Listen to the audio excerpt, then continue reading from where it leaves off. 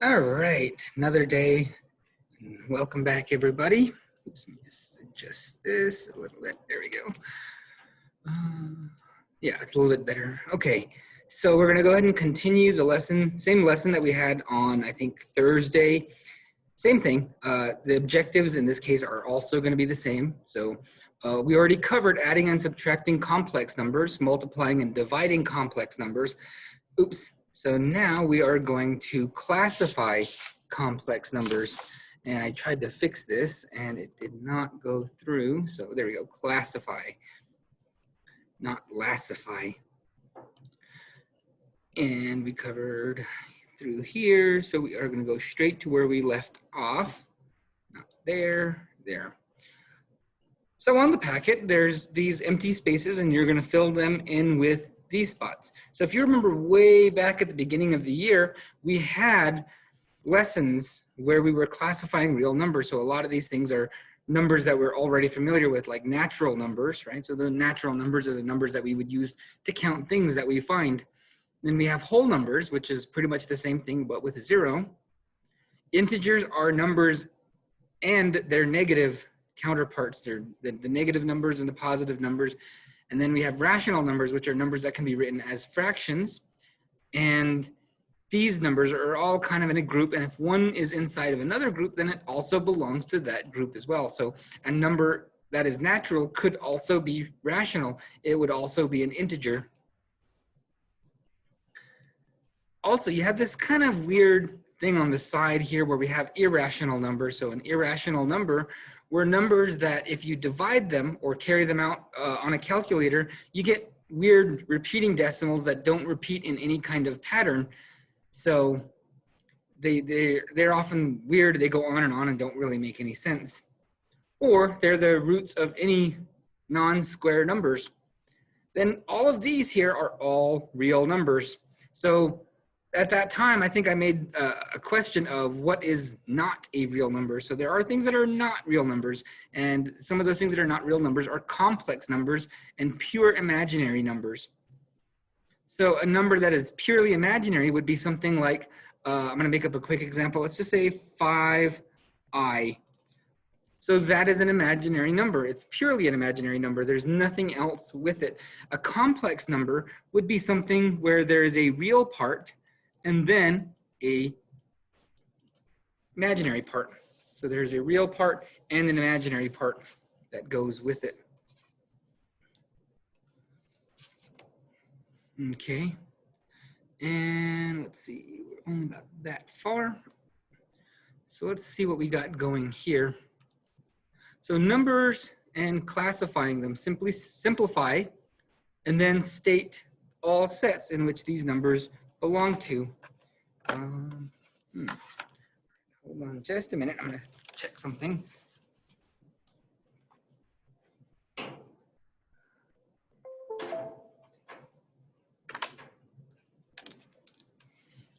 Yeah. All right, there we go. And oh, there we go, it's working again. So here we have the square root of -64. So we're going to just simplify this the same way we did the last time. Well, I don't remember if it was the last time or the time before that. But what we got to do is we got to break it down. So -1, right? We take that out. And we break down 64 into two things that we can break it into. So in this case, we can break it into 64, which is a square number. And we are looking for square numbers. So 64 is a square number. So we're going to leave it like that. We could break it down into 8 times 8 and then take out one of the 8s. And that would be the other way that we've done this. So one thing we could do is I'm going to take out this -1. So remember that the square root of -1 is where we get that I letter. So it means the same thing. So we could switch these out as is. And we could also switch it out with some other things, like if we had x square, just let me write it over here, x square, I'm sorry, I square. I square would be equal to just simply -1. And there's a couple of other ones too. So if that list that we had, you might want to write that down on a separate sheet of paper so you can have that for your own notes, I hope. Anyway, so we took that out. Now we have the 64. So we take the square root of 64, which in this case would be 8i. Now, it also says to name all the sets in which it belongs to. So this means we got to name all of them. So think about it. It is, well, it has an imaginary part. There are no real parts. So remember, if something has no real parts, like in this case, 3 is a regular number, so it's the real part of that number, that would make it complex. In this case, it would be pure imaginary because there is no real part. So we're going to go ahead and put real. Oh, so it'd be I, and then we would also have, it also belongs into this group as well too. So I guess it could be complex as well. Because remember, if something is in the inner circle, then it also belongs to the outer circles as well. So it's an imaginary number, and it's also complex because, well, you could put 0 here, and 0 is a real part. Anyway, so let's go ahead and do this one. So it says to simplify it. So it looks like we have a multiplication going on here. So remember, when you're multiplying, you multiply the coefficients and then these together as well, the variables, which in this case, I is just treated like any other variable, but it is kind of a special variable. So 10 times -2 is -20. And then we have I times I, which would be I squared. So we have I squared, but remember, if you have an I squared, you can also substitute it with -1. So -20, and I'm gonna take this out, right? And then we're gonna substitute it in for -1. So -1 like that. And now we have -20 times -1, so this would be just regular old 20. And instead of making 2 boxes, I'm gonna make this a little bit better. I'm gonna put, what is this called, a semicolon? So it's kind of like the start of a list. It's like a comma, but it's like a better comma, or I don't know. Go ask your English teacher. But I know when we're making lists, we generally use this, or we use the. Wait, hold on. Was this the colon or was it the semicolon? Oh well, like I said, go ask your English teacher, or do a Google search. All right, so let's see. 20i. Oh wait, there is no, that's not an I, I'm sorry, that's the semicolon. It's that button right next to the L button on your keyboard. Now I kind of thought it was, just looking at it really quick, I thought it was an I as well. So it's just a regular ordinary 20. So it's a natural number, because remember, any normal natural numbers, or sorry, normal numbers are just natural numbers. It's also a whole number. And you can also look at the chart. So we have the whole number, we have integer, which if you remember, integer is Z. And I think I put it on this chart here. Yeah, so it'd be Z. And then we also have Q and then R. And this complex is, if you see, it's covering this whole thing.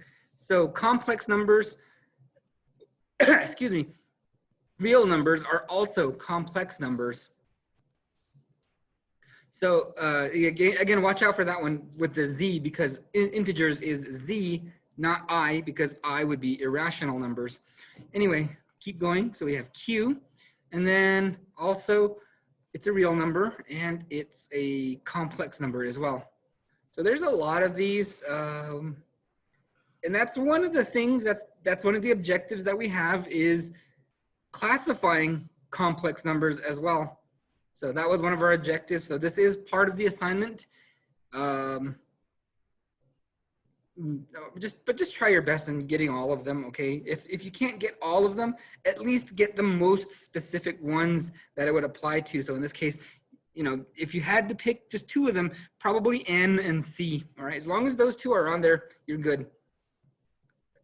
But sometimes I know it is kind of confusing to throw in some extras. So let's go ahead and do this one here.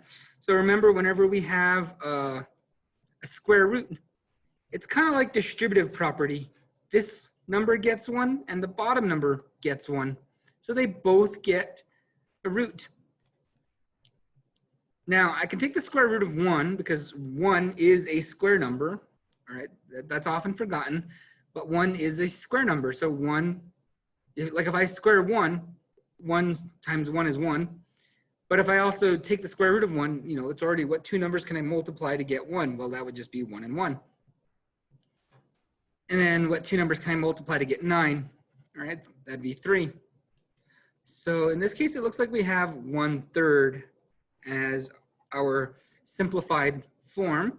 And again, semicolon, I'm gonna kind of write it a bit lower so I don't confuse it with anything else again.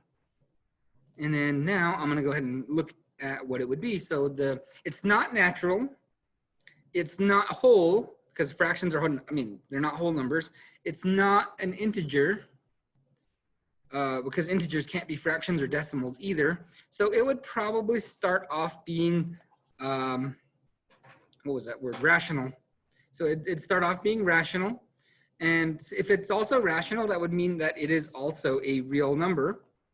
And it would also be a complex number as well. And again, go back to that chart, that diagram that I showed you on the last slide, right? Because if it's any one of these, so again, it was a rational number, so it's going to be in this box and this box. It would not be either of these boxes because those are separate classifications. There we go. And we're also going to be using those same rules that we learned from the last lesson. So like in this case, we're going to subtract this group, or let's use the proper term, almost said name, proper term, and that would be this complex number subtracting this complex number.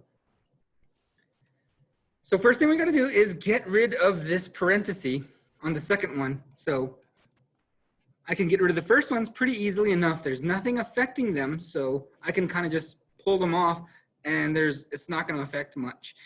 But when I'm doing this one, remember, that means I'm subtracting that whole group. So this 9 is being subtracted, and this negative 3i is also being subtracted. So they're both being subtracted. Now, if you subtract or take away a negative number, that's like taking away something that's negative. If you have something in your life that is negative and you take it away, that's good. So that's why it becomes a positive. All right, so let's go ahead and go 15 minus 9. So 15 minus 9 would be 6. And let's go ahead and take care of our imaginary part now. So 3 minus 8. For me, it's just easier to think of it that way. 3 minus 8 would be 5, but it would be negative because we're subtracting a larger number. And then now I'm going to go ahead and, again, make that semicolon. I'm going to just look that up.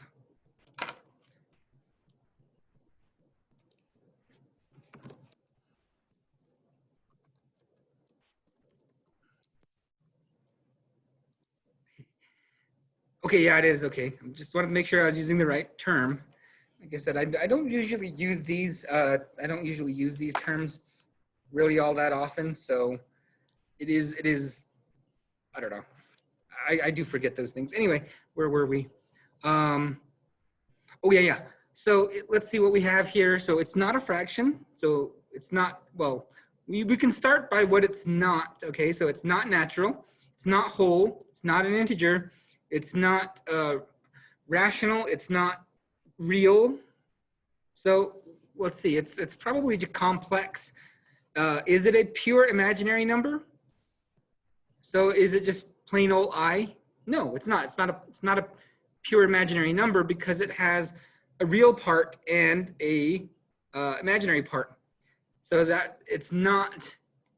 See, it's not here. It's not in this little circle. It's in this bigger rectangle here. So in this case, there's only one number that it can be classified as, and that is a complex number. All right, so let's move on. Same thing. And now it looks like we're multiplying these numbers. So let's go ahead and multiply these out. So use our FOIL method. FOIL method is just a way to make sure that we multiply all of the numbers. So we have 4 different numbers. So that means we're gonna have to do 4 different multiplications. So first numbers in each group, 4 times 9 is 36. 4 times 5i, okay, so 4 times 5 is 20. And we have 1i. Now we have the inside numbers, and that would be, well, it's gonna be a negative because we gotta watch the signs too. The signs are part of it. Negative 9i, because, well, we just put them together because one's a variable, the other's a number, so we just put them together. And now we have the last number, so negative, because we're multiplying a negative, I times 5i, so this would be negative 5i squared, because there's two i's, so when I multiply them together, we get I squared. Okay, now we are going to have to start simplifying this.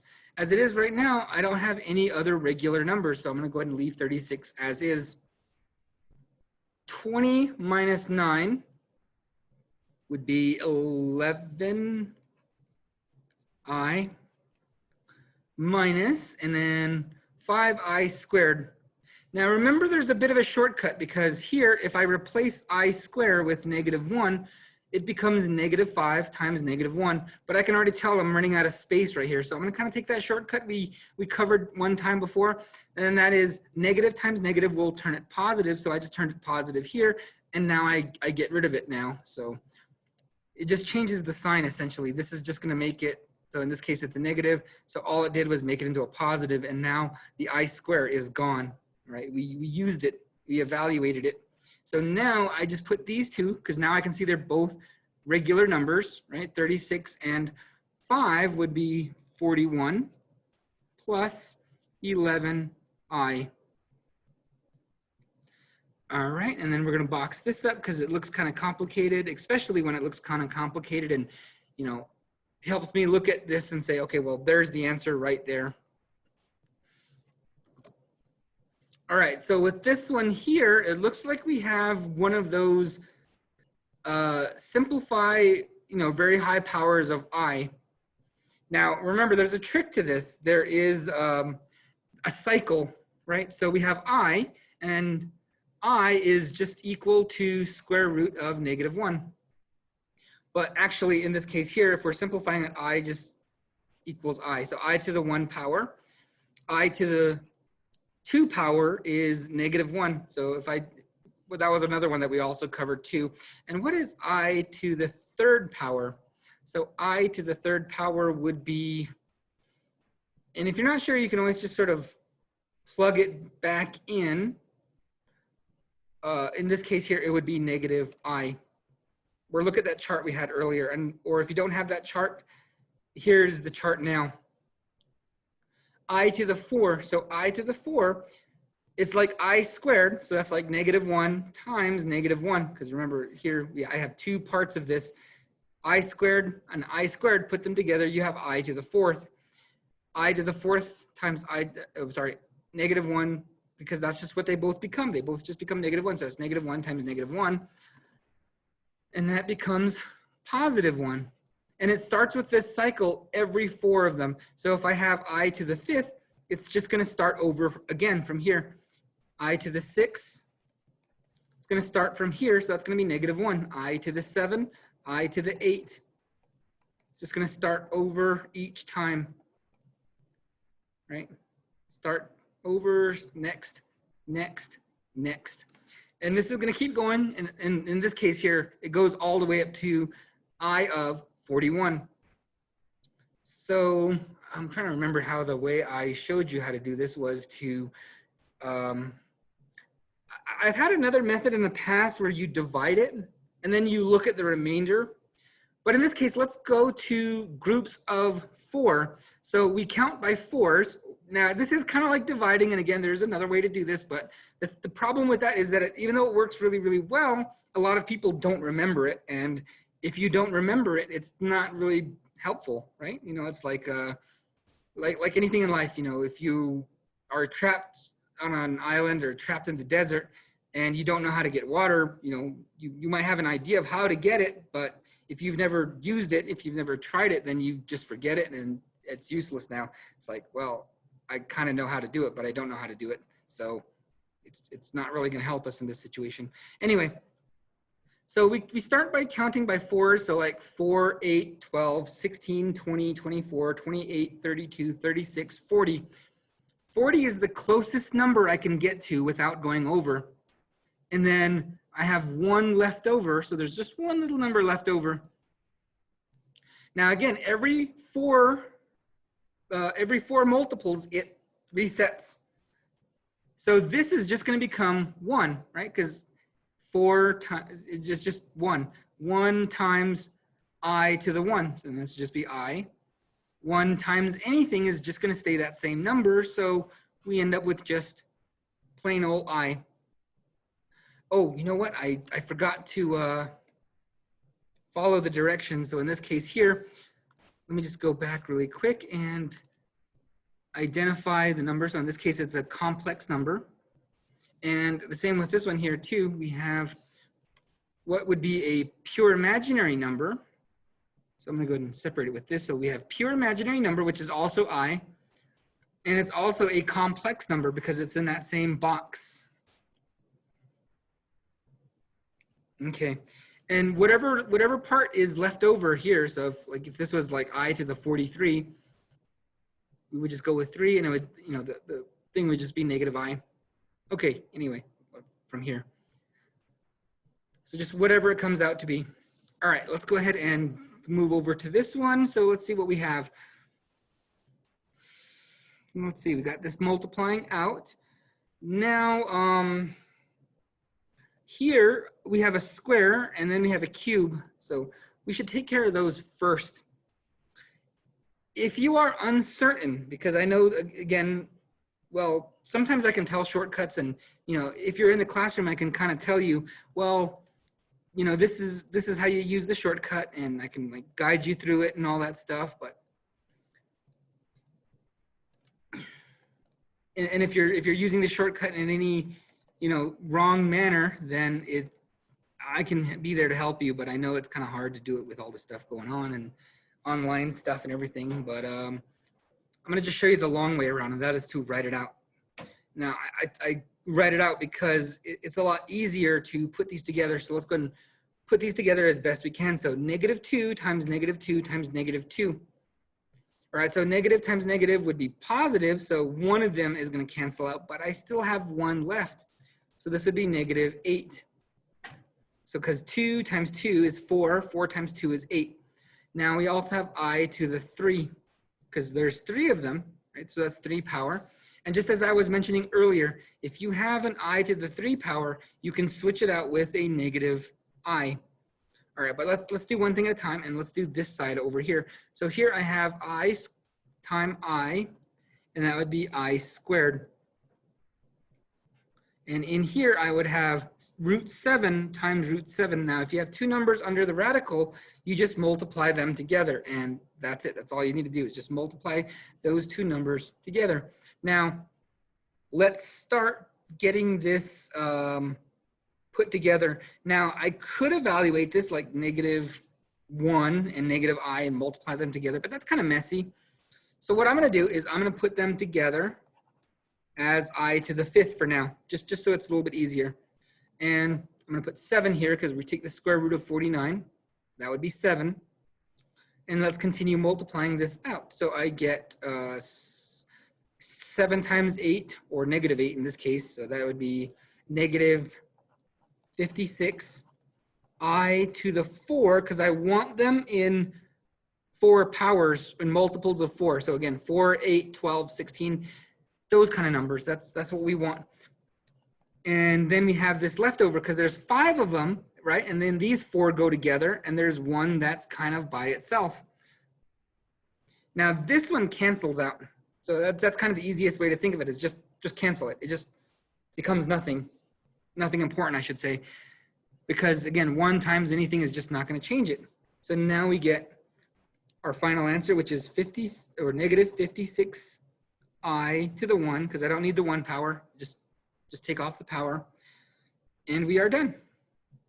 Oh, and we also need to classify this one as well. So let's see. It's not a complex number. Well, actually, it is a complex number. But starting with the lowest one that it could be, it is an imaginary number. You could say it's an imaginary number, a pure imaginary number, because there's no complex part. Like if I had like a 5 here or something else, then it would be a complex only number. But in this case here, it's imaginary. At the lowest, it can be imaginary, but it can also be complex because I could put 0 here, and 0 is a real number. So in a way, it can be both. It's kind of like how they would always, like, if you classify certain things like bugs or insects, you could say that all ants are insects, but not all insects are ants, right? So it kind of goes like that. So like just because something's a pure imaginary number, it can also be complex. But just because it's complex doesn't mean it can be pure imaginary. Okay, yeah, confusing, I know. All right, let's go ahead and get to this one here. So we're going to use our FOIL method again. So first number, so 3 times 3 is 9. Now I can already see something's going to happen with this one here because remember, there's a special case where it's the same terms. So 3 and 5i, 3 and 5i, but the operation is different. So one is a negative, the other is a positive. So you might already know what's going on with this one here. But if not, let's go ahead and go through it just standard way, all right? 3 times 5i, so this would be plus 15i. And then third step would be the inside numbers, so negative, because don't forget the negatives whenever you're multiplying these out, don't forget the negatives. 5 times 3 would be 15i. Don't forget the negative. Now last term, negative, because we're multiplying a negative times a positive. 5 times 5 is 25. And I squared, oops, getting ahead of myself. Let's just put I squared here. Now, here I end up with 15 minus 15, which is going to be 0. So the coefficient, the number is going to be 0, I. But 0 times anything is nothing. So this just cancels out. It's gone. Right? It just becomes 0i. Now, I'm also going to use that same shortcut because I know that I square is just -1, and -1 times anything is just going to switch the sign. So since I have a negative 25, it's going to be plus 25. And in this case here, 9 plus 25, just in case I need my calculator. But I think I can do 9 and plus 25 of my own. That would be 34, and I think that's it. Now again, this is a special case called a difference in squares. Wait, no. What's the difference in squares? Oh man, now I'm getting confused.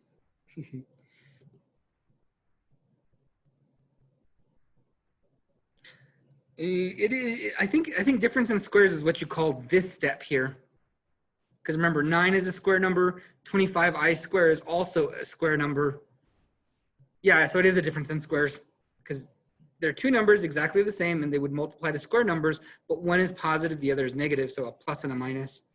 Anyway, back to here. So we have 34, and this is, and we can go back to the chart. So 34 is natural, it's whole, it's an integer, it's rational, so it's all 4 of these things here, and it's real and complex. So it's going to be pretty much all of these except imaginary and irrational. Okay, so let's see, where were we? Natural, whole, integer, remember that's a z, integer is a z, rational is q, real is r, because real and rational both have r in them and you don't want confusion. In fact, I'm pretty sure it's a capital R for real number. And then it's also going to be a complex number as well. So it's a lot of things. There you go. And again, in normal classification of numbers, we just sort of stop at real number, okay? But just because we're dealing with imaginary numbers and complex numbers, we include those as well for this one. But you know, if you're ever outside of school or whatever, you're taking a college entrance exam, generally you would just sort of ignore the complex and imaginary numbers because they're so rare that we don't even think about them all that much. All right, so let's go ahead and go to the next one. So I to the 16. Now this one, again, we're going to use that chart that we made here. So if you don't have that chart, I made it here again. And remember, every 4, it just resets.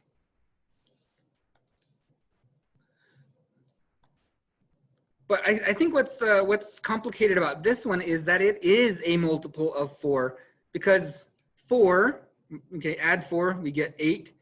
Add another 4, you get 12, and then another one, you get 16. So you're probably thinking, wait, what do I do? Is that I to the 16 times I to the 0? Actually, this will work out. This will work out because there is another property. Okay, I'm getting a little bit off subject here, but any number, well, I'm going to use A for any number to the 0 power is always equal to 1. So in this case, it would just be 1. Or, you know, if I were to cancel it all the way out, it would just be a to the 0, which would just be a to the 4, or I'm sorry, I to the 4. Just talking about a earlier. So I to the 4 would just be 1, and 8 is also 1. And again, 12 and 16 and any number that is a multiple of 4 would also just be 1. So those are two ways of thinking about it. 16 is a multiple of 4, so it would just be 1. And if you were to cancel them all the way down, then you would get I to the 0, which any number to the 0 is just going to be 1. All right, so now we have 1, and we need to classify 1. So 1 is natural, it is whole, it is integer is the next one.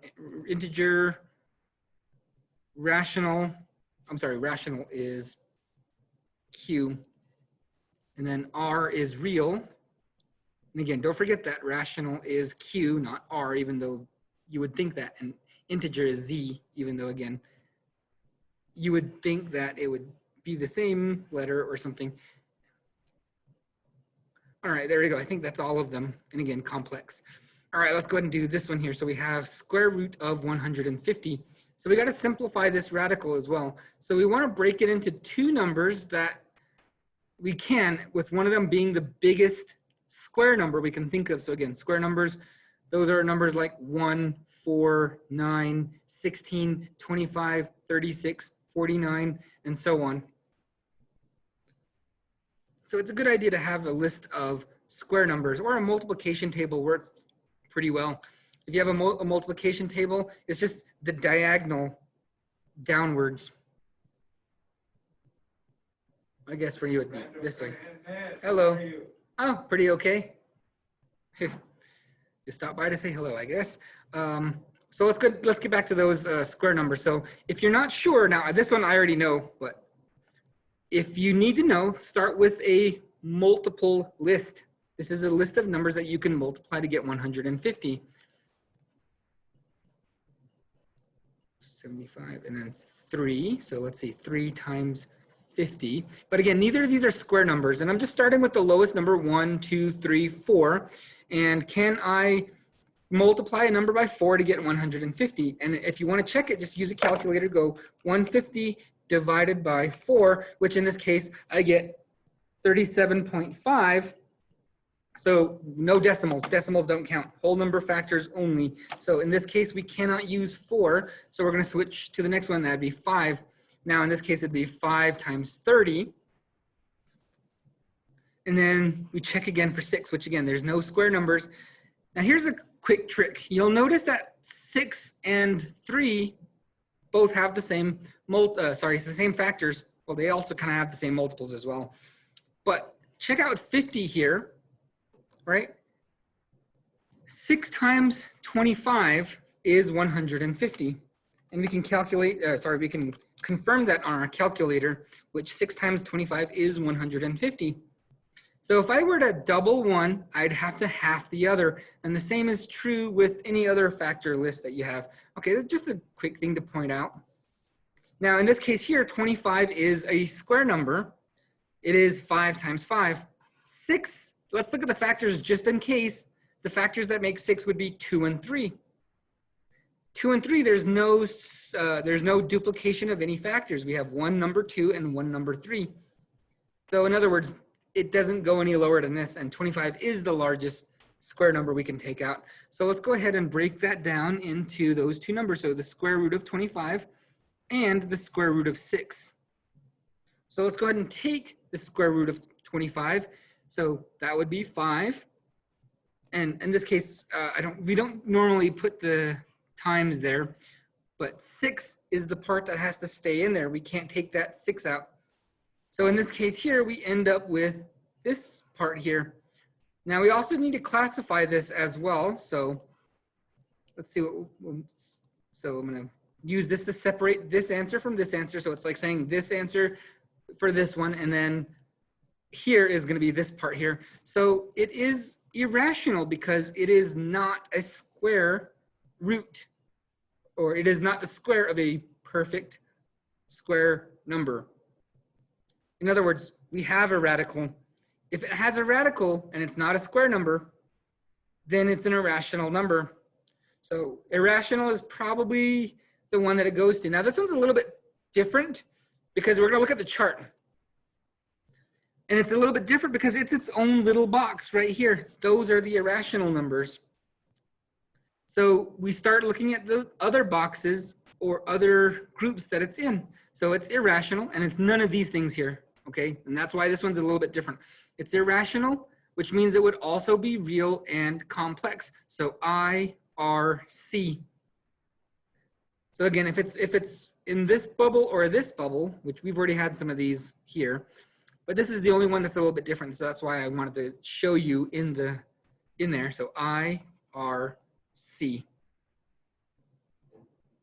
Because that one's not any of the traditional rational groups. Okay, that it starts off on irrational, which is its own group.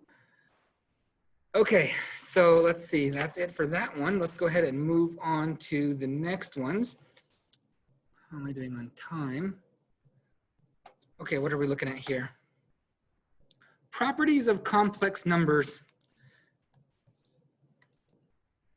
All right, so properties of real numbers. So things like commutative, associative, identity, inverse, and distributive can also be applied to complex numbers. So I'm just gonna go ahead and give a couple of groups of numbers. Okay, so I'm just gonna put them here and I'm just gonna do this. So commutative means, remember that the commutative property means you can switch numbers, like 3 plus 4 is 7 and 4 plus 3 is also 7. So all it means is switch the order in which the numbers are added. So I'm gonna go ahead and just make a quick example like that. And I didn't make the I cursive, or maybe I could. Can I? Okay, that makes it slanty, but it doesn't make it cursive. I have to do something to make it look like the other I from the other slides. Associative, so associative means the groups don't matter. Remember how you can tell these apart. Commutative is, well, like commuting to work. You can take two different paths to get to work. And associative, like association, is a group of people. So in this case, the group is what's important. So in this case here, I could say something like 2 times, let's see, 2 times 3 times 4. I'm gonna try to make some groups here. And that star symbol is just there because of, I don't know, that's just kind of the way most people write these things. And I could change the order in this case here. Oh wait, hold on, am I looking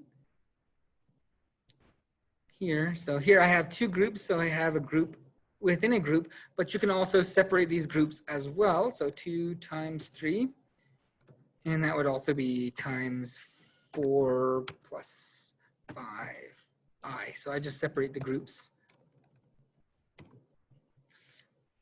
So in other words, I group these 2 here, 2 and 3, and this is already kind of on a group of its own. Now, I chose something that was a little bit more specific to properties with imaginary numbers. So I'm trying to pick something that you would see specifically with imaginary numbers. Anyway, distributive property, let's go with 5 times 6. I'm trying to use different numbers. 5 times 6 minus 7i. And if I were to multiply this out, so remember, I'm giving a multiple of 5 to both of those things inside the group. So this would be 30 minus 35i. So there you go. We just multiplied both of those out. Identity, and identity, remember, this is the one like, it doesn't change. It doesn't change what it is. Because like in a superhero movie, something's going to happen, you know, that causes this person with superpowers to say, you know, I'm going to be a good person and, you know, fight for good and all that stuff. But sometimes, a lot of times in real life, it's rare that people change, you know. If someone's a crazy driver and they get into a car accident, they might drive safer afterwards. But just in my experience, most people don't change. they'll get in a car accident and they'll keep doing the same dumb things that they do, you know, get on their phone while driving and stuff. It's weird. Or, you know, like someone might have a heart attack, but they're still going to eat fry bread and Navajo tacos, and it's not going to really change them all that much. Kind of sad. But anyway, identity means it doesn't change. So in this case, if I were to have like 7i times 1, it would just be 7i. Now there's also another one that we saw as well, and that would kind of be multiplying something to I to the 4th. So this would, and there's going to be 2 of them here. So 7i to the 4. Oops, wrong direction. So like 7i to the 4 would just equal, oops, still mini writing, would just equal 7. I should have picked a different number besides 7, because now it looks like these 2 are related. I'm gonna go with 9. Just so that way it doesn't look like it's the same thing.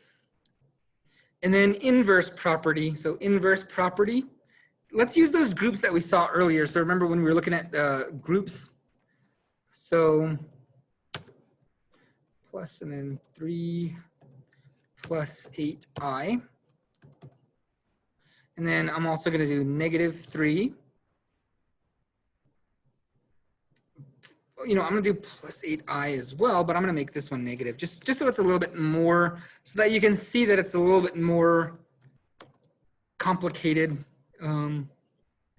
Just so there's a few more things going on. So here I have 3 and -3. Over here I have -8i plus 8i. So they're going to cancel each other out. So we just get 0. And there we go. So that's just a couple of the properties that we would have. And again, these are very much the same as real number properties. Same thing. Now I'm going to go ahead and give you a minute or a couple of seconds in case you need to catch up on copying some of these down. And I think the rest of these are not that much. We only got like 3 more slides to go. And we should be done in our regular time.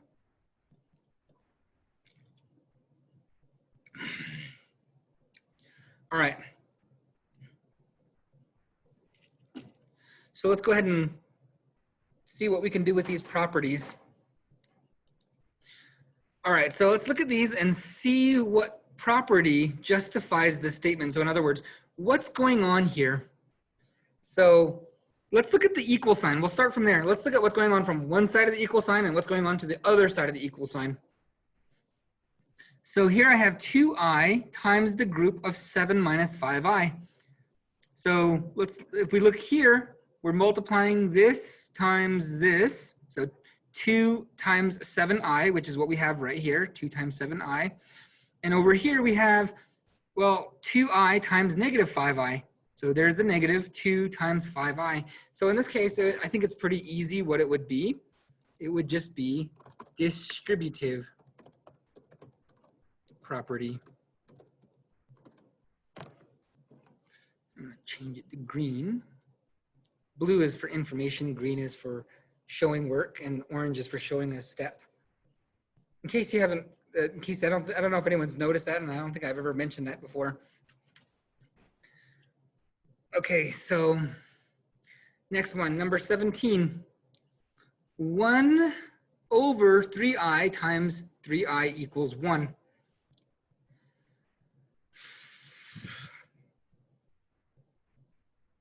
Okay, well, I know this one here, but the question is how to explain it. Because none of the ones we went over on this thing exactly show exactly what's going on. Oh, wait a minute. Oh. Yeah, there is none. Because what it should be is that it should be the inverse property of multiplication, but it only shows us addition. Now, inverse property, in this case, they usually specify like addition and then multiplication, or something like that. They'll tell you one of them. But in this case here, this is inverse, because when you do the inverse, you're doing the opposite. So taking 1 over 3i is like dividing it by 3i, and then timesing it by 3i is how you get 1. So I knew this one was going to be a bit weird, but I also just noticed that it didn't really show it inverse property of multiplication. Let's go ahead and leave it there. I don't have enough space to fill out the whole thing. Now you could also just say inverse, because again, inverse just means the backwards of what you would normally do.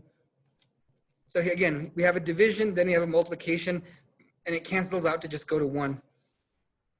All right, let's go ahead and do this one, and let me see if, hope nothing weird is going on with this one.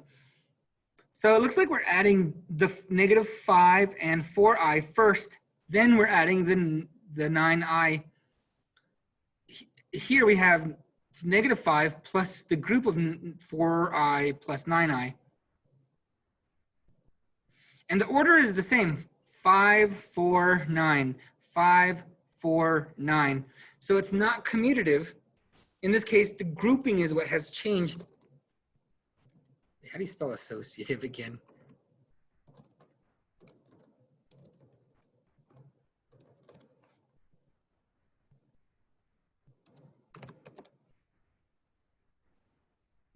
Okay, hopefully that's the way it's spelled. Again, ask your English teacher. Okay, that looks right. All right, let's see what's going on over here. Here we have a complex number, right? We have a regular number or a real number added to a pure imaginary number, but it's also being added to 1. I'm sorry, 0. 0. -12 plus I, where did the 0 go? So there is no 0. When you add 0 to something, it doesn't change. And that's what identity property is. Again, remember, it doesn't change. It doesn't change. So in this case, adding 0 didn't change anything. So that's the identity property. And I think I said the same thing with the last lesson. I said that personally, I don't really like the distinction of like saying identity property of addition or identity property of multiplication. I mean, to me, identity is just identity, you know, it doesn't really matter what the operation is, because when you think about it, all the operations are really just everything really in the whole world, all math is just adding. In a way, multiplication doesn't really exist. Okay, but that's a whole subject on its own. But in this case, you could just say identity property, but and I would accept it. I would accept it. But I'm going to just be a little bit more specific in this case here and just say identity property of addition. And again, the same thing, you could just say inverse property. You don't have to say inverse of multiplication or anything like that. So if it says addition or multiplication, go ahead and just leave those off. You know, just identity, inverse, good enough. All right, let's see what we've got going on here. So is the order the same? 6, 2, 8, 8, 6, 2. So the order has changed. Like pretty much anytime I go to McDonald's and buy more than 3 items, right, it's going to change. They're always going to forget something or something. So this might look like associative, but again, the order has changed.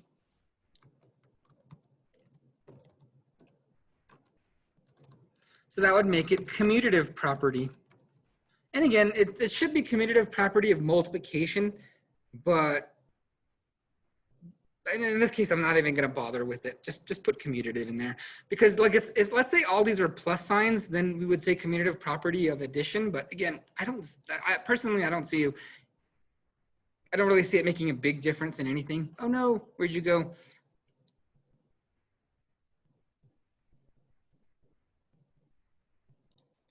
Okay, all right, looks like we're back. Number 21, inverse property here, because what we can see is that it's an inverse. We're doing the opposite. And you probably already kind of tell because it's the only one we haven't used yet. Oh, I guess we have used it.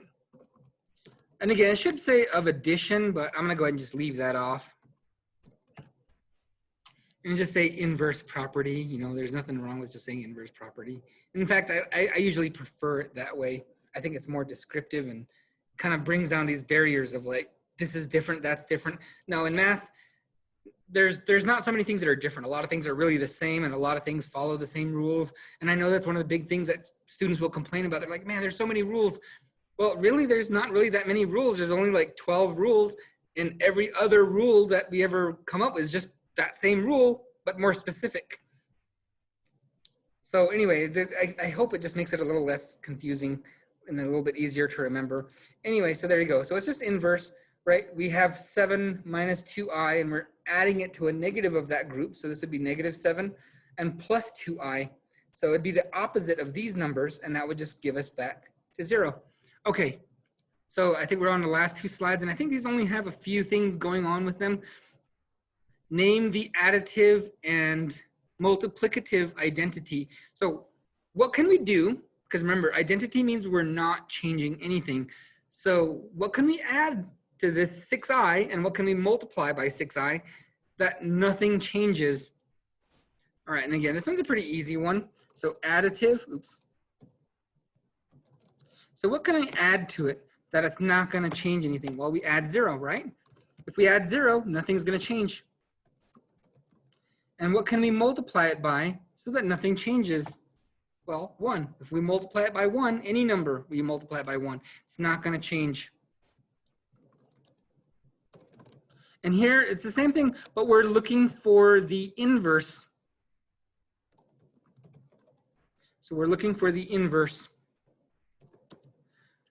So what can I add to this number to make it go back to 0? Because remember, that's what the inverse means. We're taking it back in a way.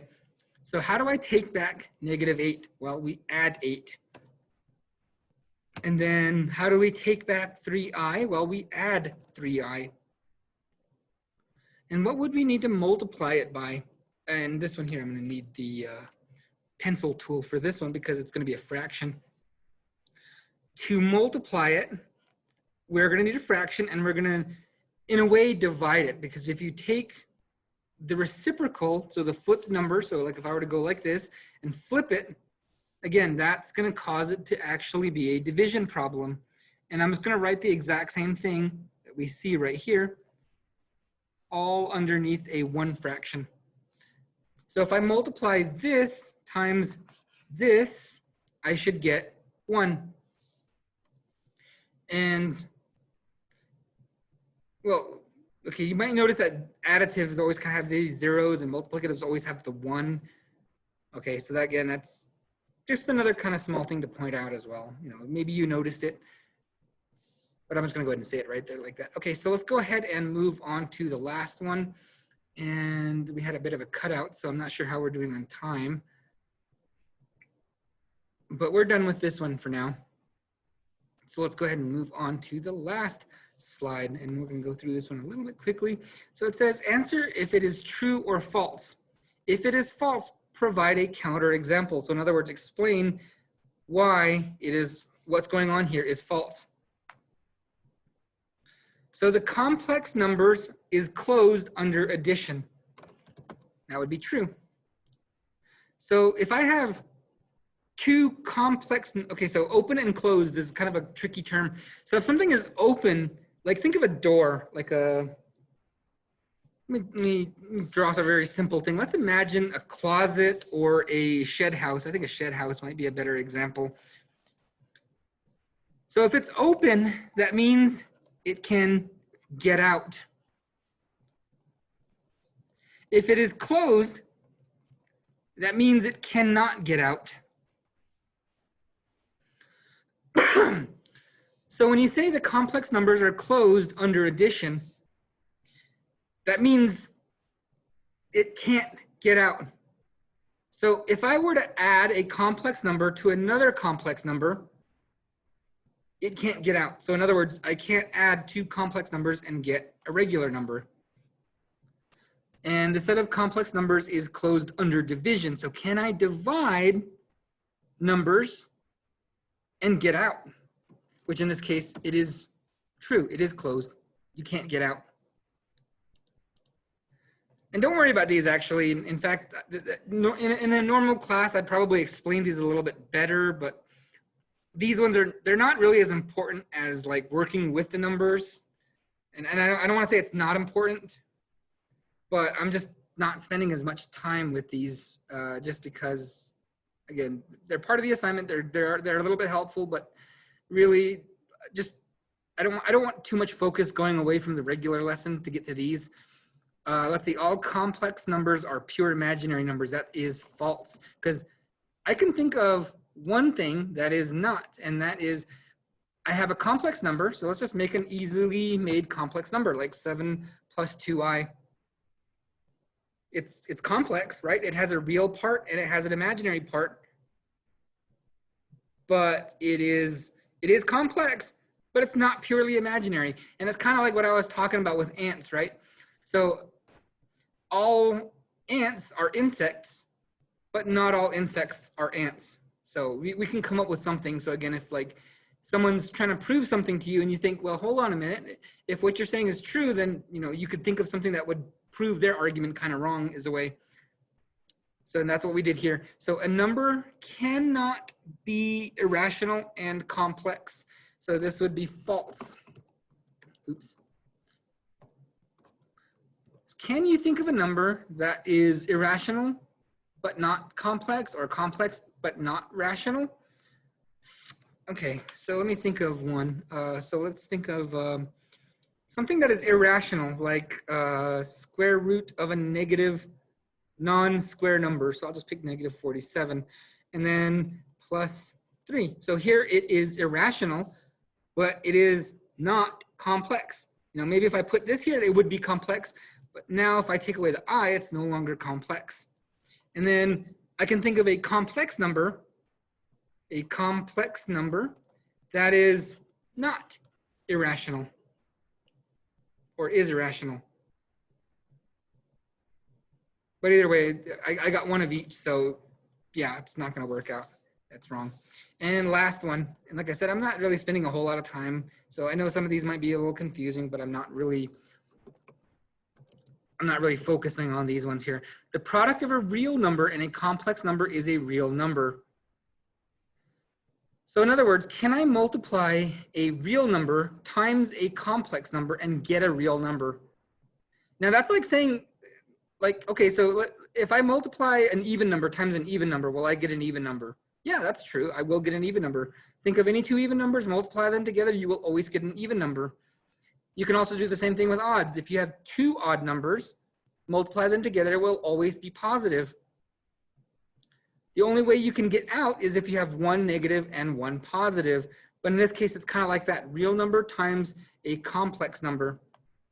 You can't get out. So in this case, it would be false. So an example would be something like 2 times 3 plus 2i. And that would equal to 6 plus 4i, right? So here I have a complex number and a real number. So 2 is my real number. This is my complex number. And if I multiply them out, it's still going to be a complex number. I cannot get a real number out. Now, just because it's false doesn't mean it's always false, because I can also think of one that would work. If someone made me, well, wait. No, okay, that's not going to work. Because then if I change this to an I, then it would be a real number, or the other one would be a complex number. Okay, yeah, but either way, it would be false. It would still be false. So those are all of these. And like I said, don't worry too much about some of these. In fact, for the assignment, go ahead and just try your best on these ones, because I know they are confusing and it requires a lot of background information, which in a normal class, I could probably easily cover or go over every now and then, remind you of these properties. But here, again, let's just focus on the basics. Anyway, that's it for today. Let's see what's going on this week. I don't think anything's really going on this week. We got less than a month left to go. So there is summer school, and this kind of makes me think, and I don't have it confirmed on this, but this is kind of what I'm hearing, because I know we're doing summer school. I think if your grades are not where you need it to, they're going to make you do summer school. So it's going to be a little bit different this year than we had in the previous semesters, because that's just my theory. I don't know what's going on, but I hope this kind of I hope this information kind of tells you that, you know, you got to pick it up, because I think it's going to be different than the other semesters that we've had in the past. So if you need to catch up, you know, start catching up, or either that summer school. I'm not the expert on this and any of that. So just that's just what I think. Anyway, that's it for today. Okay. We'll see you later. Bye-bye. Okay. Bye. Thanks for showing up. Mm-hmm.